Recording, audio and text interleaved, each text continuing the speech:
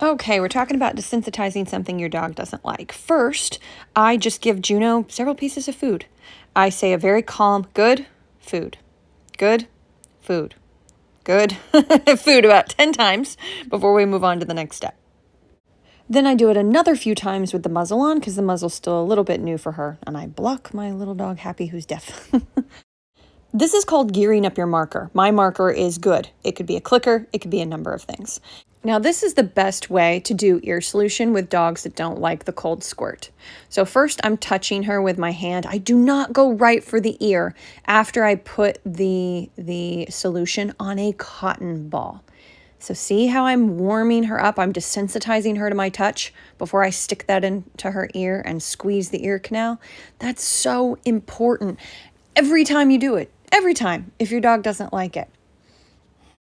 Then what you do is you squeeze the ear canal and then you just kind of rub it. You know, you're rubbing the solution into the ear canal and then they shake it out. Sometimes it ends up on the outer part and you do have to pull it out. Most of the time, the dogs shake out the cotton ball. You saw it go flying. And then I'm just continuing to massage it because that's what I'm supposed to do with this type of solution.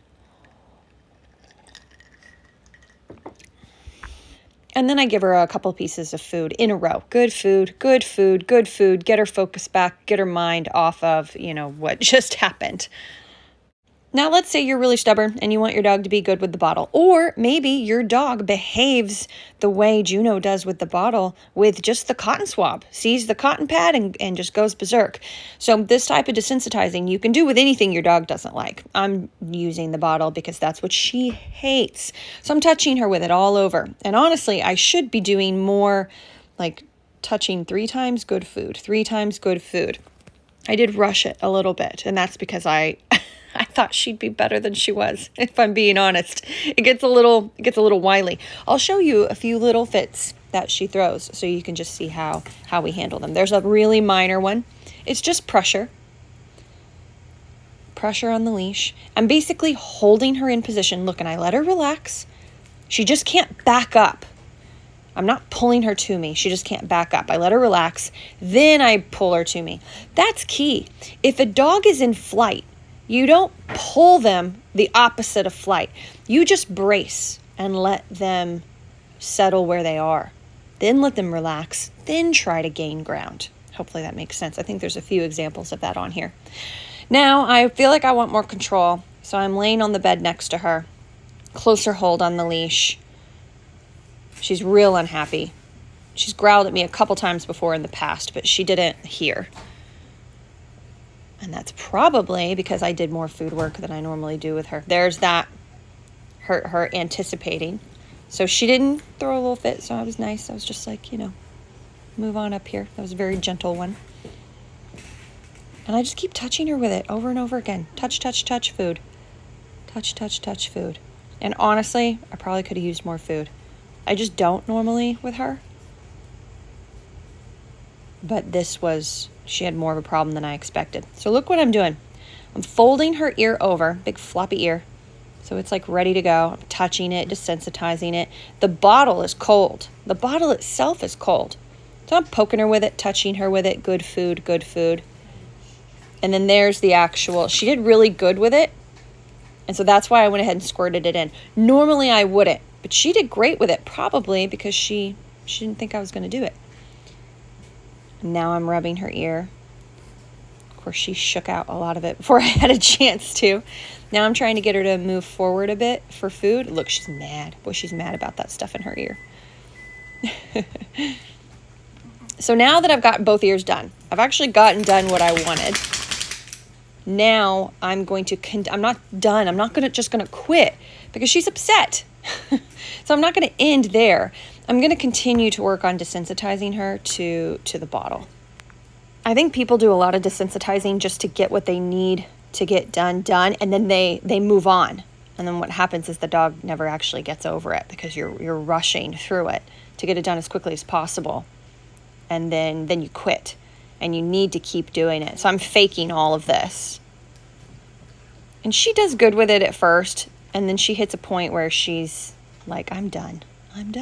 So I'll show you a few of those moments just so you can see how to work through them no matter where they end up. Did you guys see that? So that was me twisting it, her noticing, and backing up. She knows what happens when that stuff comes out. You twist to the top. So again, it's the same thing. I stop her from fleeing. She relaxes. I ask her to move forward in the position I need her to. I coax her to do that with leash or food or whatever the case is. She started muzzle rubbing, so I did pressure to stop the muzzle rubbing. Then I move on. Now she's going to throw a little hissy fit. There it is. Just her seeing the bottle be lifted up. So I just don't make a big deal out of it. I just hold the leash up and wait for her to settle down. And then when she settles, I put her where I need to put her, or I repositioned myself because of my knees. And then we just kept going because she thinks if she does that, if she growls, if she tosses her head, that everything will stop. That's what she thinks. But here's the side that I don't always see people do. They'll either give up or they'll continue to do it, but they won't slow down. They won't make it easier. Pick up the bottle and use your hand first. Open the bottle, close the bottle, piece of food, 5 times. Open and close, piece of food, open and close, piece of food. Touch with your hand. Like really take your time to desensitize your dog, to build their tolerance. Okay? So those are the 2 things I want you to keep in mind. Don't give up and figure out a way to go slower and make it easier. Really break down each step.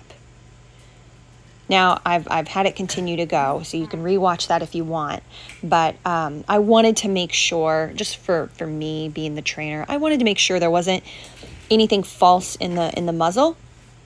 And what I mean by that is sometimes dogs are much better behaved with the muzzle. That head toss might have been, something else if I hadn't had the muzzle on, and I wanted to make sure. Now, she got super cute here, super pitiful, and I noticed she did way better. Why? Because she didn't see the bottle coming at her face. So I'm going to do a part 2 and try to come up with some ways to recreate that for her and see if it helps. But I'll still do the cotton ball. I'm not going to do the liquid again. Anyway, guys, I hope this gives you some ideas, for what you should be doing at home. Not only are you doing this when you have to put the liquid in the ear, but you also do it a couple of times in between when you don't have to. That's how desensitizing works. So good luck out there.